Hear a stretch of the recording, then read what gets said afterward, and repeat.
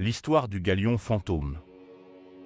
Dans les brumes épaisses des mers des Caraïbes, où les vagues murmurent des secrets anciens, on raconte l'histoire du spectre d'argent, un galion pirate maudit qui apparaît toujours avant une tempête, semant la mort et la terreur.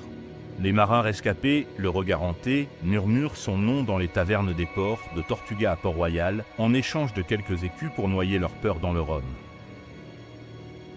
Il y a de cela 2 siècles, le capitaine Barthélemy l'Ombre Vasseur, un corsaire français aussi rusé que cruel, commandait le Soleil Noir, un galion taillé pour la vitesse et la guerre. On disait qu'il avait navigué jusqu'aux confins des Indes orientales, là où les mers s'ouvrent sur des terres oubliées. Il revint avec un trésor fabuleux, des coffres débordant d'or, des diamants gros comme des œufs de mouette, des émeraudes scintillants comme les étoiles, et des reliques païennes dont nul n'osait parler. Mais ce trésor portait une malédiction, murmurait-on, une ombre qui corrompait l'âme. L'équipage, dévoré par la cupidité, se retourna contre Vasseur. Une nuit sans lune, au large des Açores, une mutinerie sanglante éclata. Les lames s'entrechoquèrent, le sang coula sur le pont, et le capitaine, dans un dernier souffle, jura que nul ne posséderait son trésor. On dit qu'il scella un pacte avec une force obscure, liant son âme et celle de ses hommes au galion pour l'éternité. Le Soleil Noir sombra dans une tempête surnaturelle, englouti par des vagues noires comme l'encre.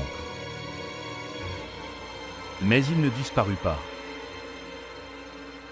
Depuis, le spectre d'argent réapparaît, toujours avant une tempête, ses voiles déchirées flottant contre le vent, ses canons crachant un feu spectral. Les galions espagnols et portugais, chargés d'or des Amériques, sont ses proies favorites. En 1643, le Nuestra Sonora de la Luz, un galion espagnol, fut réduit en cendres au large de Cuba. Les rares survivants parlèrent d'un navire surgi des brumes, avec des marins aux yeux creux, et un capitaine à la cape rouge sang, riant au milieu des flammes. En 1678, le São Miguel, un vaisseau portugais, fut retrouvé échoué, sans une âme à bord, mais les cales vidées et marquées de griffes inhumaines. Les rescapés, tremblants, racontent que le spectre n'attaque jamais pour piller, mais par peur d'être abordé, comme si le trésor maudit restait à bord, gardé par les âmes damnées de Vasseur et de son équipage.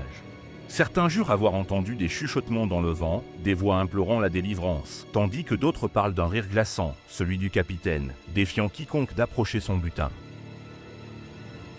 Les tavernes bruissent d'anecdotes.